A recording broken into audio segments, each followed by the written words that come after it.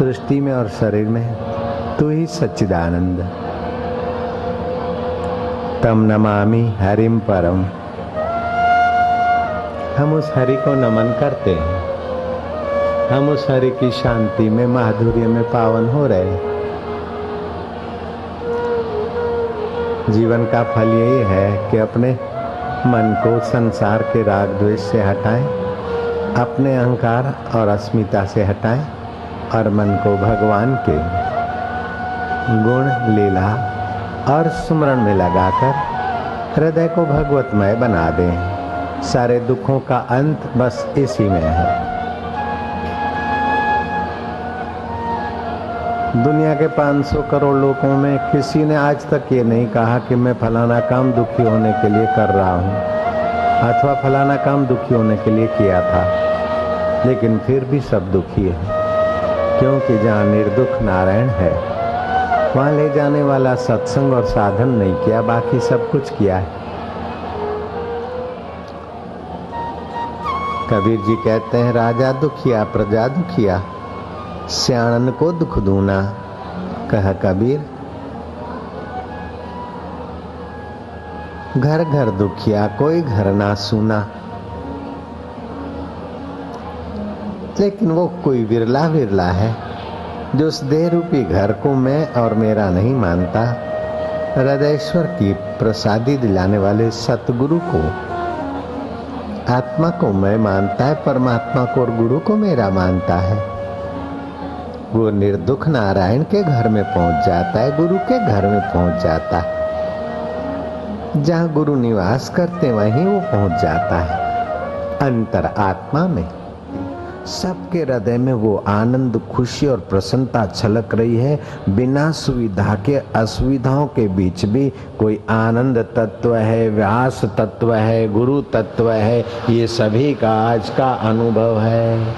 तो शिकागो में जो लोग सुन रहे हैं, गुड़गांव में जो सुन रहे हैं और बोरेली में जो सुन रहे हैं, ये सत्संग वही सत्संग आप अहमदाबाद आश्रम में सुन रहे हो और आपका भी अनुभव है, अहमदाबाद वालों का ही अनुभव है। तो इस अनुभवों से आपको ये मानना पड़ेगा कि सुविधाएं शरीर का भोग है और अंतरात्मा का सुख आपका है। लोग शरीर की सुविधा को सुख मान लेते हैं, शरीर की असुविधा को दुख मान लेते हैं। लेकिन हनुमान जी कहते हैं, कहा प्रभु विपत्ति प्रभु सोई, जब तव भजन सुमरण ना होई। विपत्ति का और काला समय वही है कि जो सत्य चित्त आनंद स्वरूप तू आत्मा रूप में बैठा है, तेरी स्मृति नहीं होती है और मिथ्या जगत में सत्य बुद्धि करके ये जीव राग में फंसता है, या तो द्वेष में तपता है, या तो अपनी शेखी बगाड़ने में अहंकार में फंसता है, या अपने दोष याद करके विषाद में गिरता है।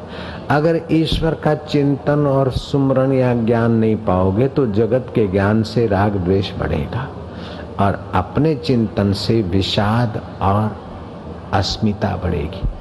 फिर चाहे कितना भी धन हो, धनवान दुखी पाए जाते हैं, कितनी भी सत्ता हो, सत्तावान और सुख पाने के लिए न जाने क्या क्या करते हैं। धनवान सुखी होने के लिए फिर शराब, कबाब, क्लब, क्योंकि जीव का वास्तविक स्वभाव सुख है। और जब तक सच्चा सुख नहीं मिला तो नकली सुखों के पीछे 500 करोड़ लोग थक थक के बेचारे हार हार के मरते जा रहे हैं। तो सच्चा सुख देने की व्यवस्था करने वाले व्यास जी की स्मृति करके हम अपने अंतरात्मा के सच्चे सुख की यात्रा करें, यही व्यास पूर्णिमा के पर्व का उद्देश्य है। तो धर्मस्य तत्वम निहितम गुहाय, धर्म का तत्व बड़ा गुप्त है। सारे दुनिया के सदग्रंथ और मजहबों के ग्रंथ ले लो, एक आदमी का भी सर्वांगी विकास नहीं कर सकते।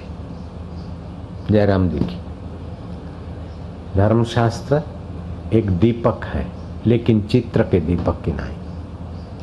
आपकी जैसी कल्पना भावना होगी ऐसा अर्थ लोग हैं और आप उसी सिद्धांत पे अड़ियल हो जाओगे। अगर गुरु के द्वारा ग्रंथ और शास्त्र पढ़ते हो तो समुद्र का पानी से जैसे आप चाय नहीं बना सकते, भोजन भी नहीं बना सकते समुद्र के पानी से,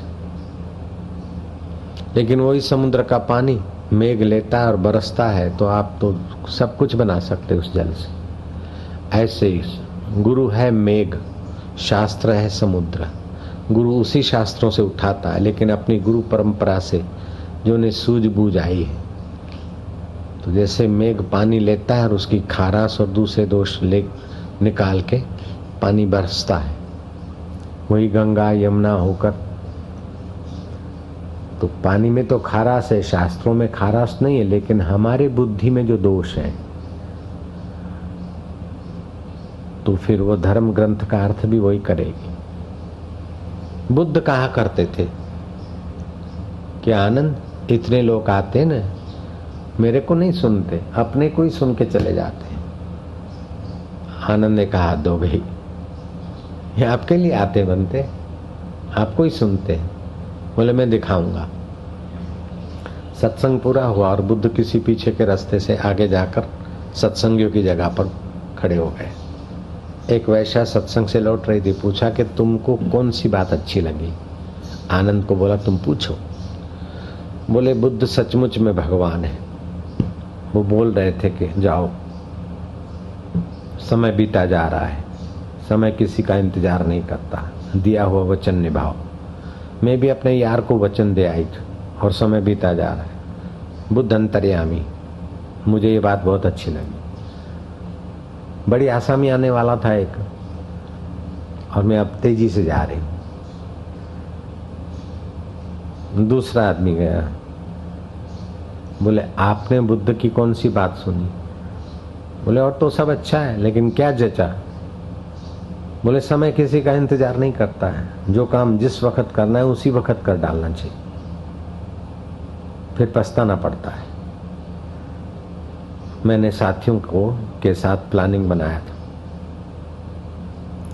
फलानी जगह पर ये करना है टिकड़म, अगर देर हो गई तो हो सकता है कि हम विफल हो जाएं, तो मेरे साथी इंतजार करे बिखर जाए, हो सकता है। बुद्ध भगवान ने मुझे प्रेरित कर दिया। तीसरा जाता था भिक्षुक, बोले तुम्हें क्या अच्छा लगा? तो बोले बुद्ध ने क्या बढ़िया बात कही, वक्त किसी की राह नहीं देखता, खोया समय वापस नहीं आएगा, दुनिया की हर चीज समय देकर पा सकते हैं, लेकिन चीजें वापस लौटा के समय आप आयुष्य लंबी नहीं कर सकते। इसलिए अपने समय में अपना काम कर लो, दिया हुआ वचन निभाओ, वायदा किया है निभा लो। मां के गर्भ में ऊंधे लटके थे, उस समय कई जन्मों की स्मृति थी। वचन दिया था कि अब बाहर आएंगे, बंदगी करेंगे, यात्रा करेंगे और मुक्त हो जाएंगे। समय बाट नहीं देखता, अब जवानी आ रही है, बुढ़ापा कब आ जाए। बुद्ध ने संकेत किया, रिटायरमेंट आएगा तब आएगा, लेकिन अभी से मैं थोड़ा समय निकाल के साधना करूंगा। बुद्ध तो वही के वही, वैश्या ने अपना अर्थ लगाया, यारों के साथ जिसको जो तिकड़म करना था उसने अपना अर्थ लगाया, और साधक ने अपना अर्थ लगाया। सब अपने अपने को सुन के जाते।